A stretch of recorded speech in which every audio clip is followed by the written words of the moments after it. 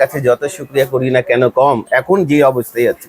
প্রশংসা একমাত্র আল্লাহ পাক। আল্লাহ পাক আলী ভাই পথটা সহজ করে দিয়েছেন। আল্লাহ পাক আমাদেরকে কথা দিয়েছেন যে তুমি ক্ষুধার্ত উঠবা, ক্ষুধার্ত ঘুমাবা না। আপনার সেবা যদি করতে গিয়ে আপনার ভালো ভিতরে আমার রিজিকটা লুকিয়ে আছে, এই হেল্প করতে গিয়ে তো আল্লাহ পাকে ওয়াদা আছে না, তুমি বান্দাকে খেয়াল করো তোমার সম্মান আমি বাড়াবো। হেদায়েতের মালিক কে? আল্লাহ। তাহলে রিজিকের মালিক কে? উনি আল্লাহ।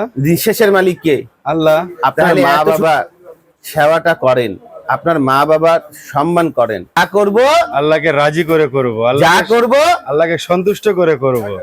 আসসালামু আলাইকুম, welcome back to another blog. আজকে চলে এসেছি আমরা ফেমাস সিল্ক ইন্ডাস্ট্রিজ, যেটার অবস্থান হচ্ছে মিরপুর 11 বড় মসজিদ, সেকশন 11, ব্লক সি, রোড নং 11, লাইন নং 1, দোকান নং 1। আর এখানের কর্ণধার মোহাম্মদ আলী সিদ্দিকী ভাইয়ের সাথে আজকে আমরা কিছু গুরুত্বপূর্ণ আলোচনা শেয়ার করব। আসসালামু আলাইকুম আলী ভাই, কেমন আছেন? ওয়ালাইকুম সালাম ওয়া রাহমাতুল্লাহি ওয়া বারাকাতুহু। আলী ভাই, জীবন জীবিকা কিভাবে করব আলী ভাই? আসলে আমরা অনেক নিজেকে বিজি এবং অস্থিরতার ভিতরে রাখি। জীবন জীবিকা এবং সুস্থতা এগুলা সম্পূর্ণ কিছু আল্লাহর নেয়ামতের ভিতরে থাকে। আমরা কি করি গিয়ে কি শিরিকের খাতায় নিজেকে মানে কি করে দিই। বিশ্বাসটা আল্লাহর সাথে সম্পর্কটা কমে যাচ্ছে। কি হচ্ছে? আল্লাহর সাথে আমাদের কালেকশন যেটা আছে, সম্পর্কটা এটা কমে আসতেছে, যার জন্য মানুষের পথ চলার জন্য জীবন জীবিকা কঠিন হয়ে দাঁড়াচ্ছে। জীবন জীবিকা অত্যন্ত সহজ সহজ যেরকম আপনি যখন যে কোনো কাজ সঠিক এবং সঠিক সিদ্ধান্ত সঠিক নিয়তে করবেন, আপনার চলার পথে যেই কাজ করতে 1 মাস লাগবে সেই কাজটা হয়তো 1 সপ্তাহে করতে পারবেন। কিন্তু করতে হবে কি কি আপনি রাত 2টায় ঘুমান, মোবাইল ঘাটাঘাটি করেন, সকাল 10টায় উঠেন। যারা চাকরিজীবী আছে রাত 12টায় ঘুমাচ্ছে, 6টায় উঠে 7টার ভিতরে রেডি হয়ে দৌড় মারতেছে। এত অস্থিরতা আমাদের জীবন নাই। কেননা আল্লাহ পাক বান্দাকে অনেক অনেক নিজের রহমতে রেখেছেন।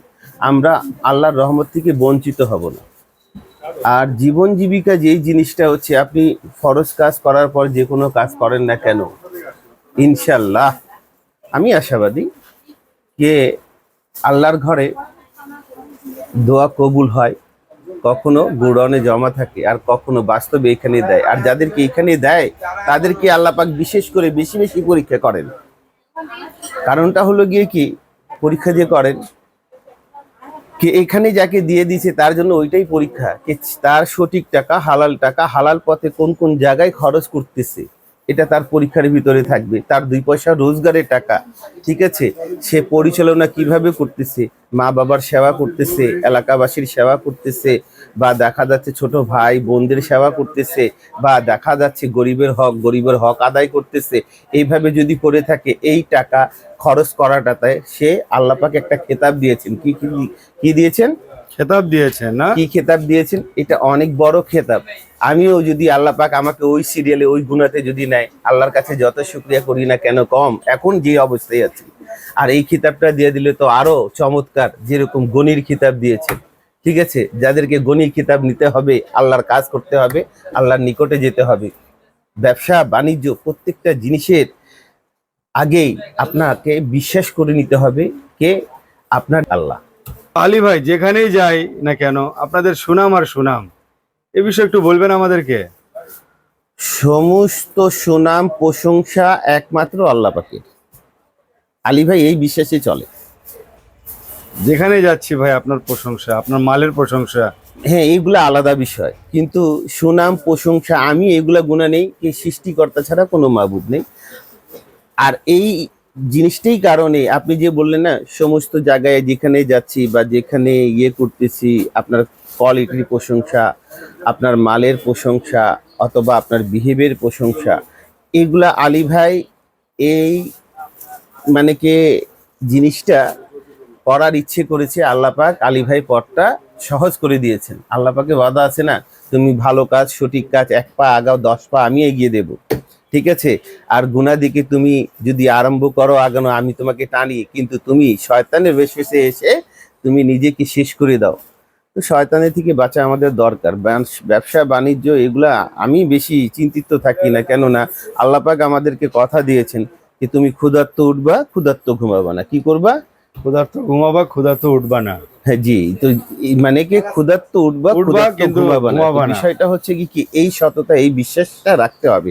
কাপড় জগতে আমি আছি, আমার সঙ্গে কাপড় নিয়ে মানুষ আলোচনা করতেই পারে।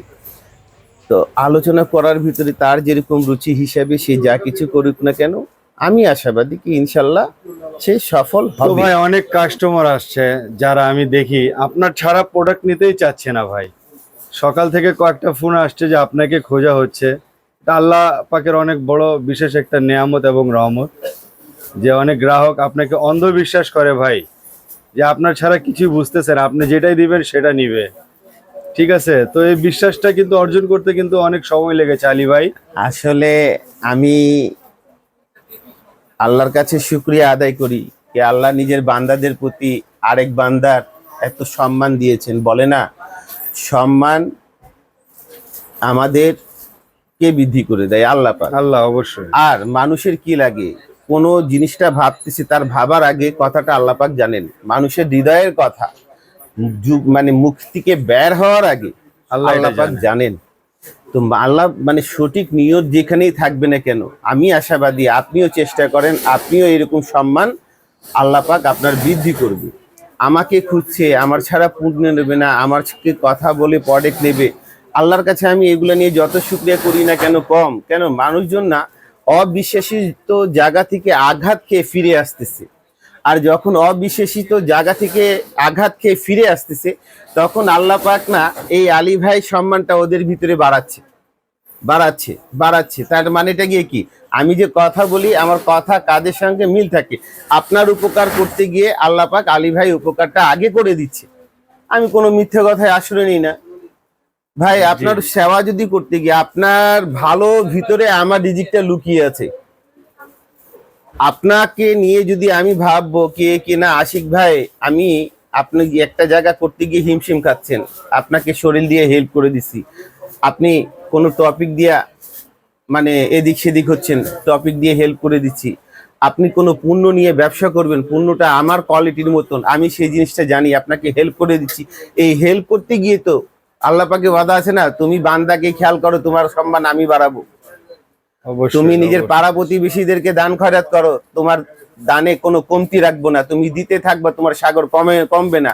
আল্লাহ যখন বান্দাকে এরকম টপিক বলতেছেন, তখন তুমি কেন বান্দার কাছে ছুটাছুটি করো? দেওয়ার মালিক তো একজনই, সেই উপরে ইমানটা রাখো, তাহলে কি হবে, জীবন জীবিকা চলার পথে সহজ হয়ে যাবে। আর হেদায়েতের মালিক কে? আল্লাহ। হেদায়েতের মালিক কে? আল্লাহ। তাহলে রিজিকের মালিক কে? উনি আল্লাহ। রিশেষের মালিক কে? আল্লাহ। তাহলে এত ছুটাছুটি করার জন্য জীবন জীবিকার জন্য দরকার আছে। মাশাআল্লাহ। চাকরিও ভালো, ব্যবসাও ভালো, জীবন কিন্তু করতে হবে কি কাউকে ঠকাবো না আর নিজেও ঠকবো না। কি করব না? কাউকে ঠকাবো না, নিজেও ঠকবো না। আমি বলি কি এই বিশ্বাসটা আল্লাহর কাছে করে নেয় আর নিজেকে মাশাআল্লাহ। সমর্থন করে দেখ, ইনশাল্লাহ আগামী দিনে নিজ এলাকার একটা ভালো ব্যবসায়িক হবে, নিজ এলাকায় একটা ভালো সন্তান হবে। আচ্ছা যা কিছু করুক না কেন, ছোট্ট দুইটা কথা একটা বলে দিই। কি জিনিসটা হচ্ছে, আপনারা বাসা থেকে নিজ যাদের গার্জেন গুলা হায়াতে আল্লাহ পাক রেখেছেন, এই সুযোগটা মিস করবেন না। আপনার মা বাবা সেবাটা করেন, আপনার মা বাবার সম্মান করেন, আপনার মা বাবার দোয়া নেওয়ার চেষ্টা করেন। আপনি দেখা যাচ্ছে বাড়ি থেকে বের হচ্ছেন, ছোট বোন ছোট ভাই আদর করেন, এলাকাবাসী তাদের সঙ্গে সুসম্পর্ক তৈরি করেন, এইগুলাও বড় নেকির কাজ। আর এইগুলা কি হচ্ছে, আপনার বাণিজ্যকে সহজ করে দেবে। আপনি জব পাচ্ছেন না, এই জবটাও পাওয়ার এইটা একটা রাস্তা। তাহলে কি হবে, আপনাকে যখন জানবে একটা এলাকাবাসীকে অমুক ছেলে ভালো, মানুষ জব পাচ্ছে না আর আপনাকে দাওয়াত দিয়ে নিয়ে যাবে কি আমার শাখাটা খালি আছে, ছোট ভাই আসো তুমি ফ্রি থাকলে। তাহলে কি হবে, আল্লাহ পাক তো জীবন জীবিকা সহজ করে দিয়েছেন, আমরা অস্থিরতাতে শেষ করে দিয়েছি। এর জন্য বলি না কেন, যা করব আল্লাহকে রাজি করে করব, যা করব আল্লাহকে রাজি করে করব, যা করব আল্লাহকে সন্তুষ্ট করে করব। এই হচ্ছে বিষয়টা। ইনশাআল্লাহ মাশাআল্লাহ। আপনার মাঝে আবারও দেখা হবে। আসসালামু আলাইকুম ওয়া রাহমাতুল্লাহি ওয়া বারাকাতুহু। খুবই সুন্দর উত্তর কিন্তু আমরা পেয়ে গেলাম আলী ভাইয়ের এখান থেকে। দেখতে পাচ্ছেন বিশাল বড় শোরুমটি। সবাই ভালো থাকবেন। আসসালামু আলাইকুম।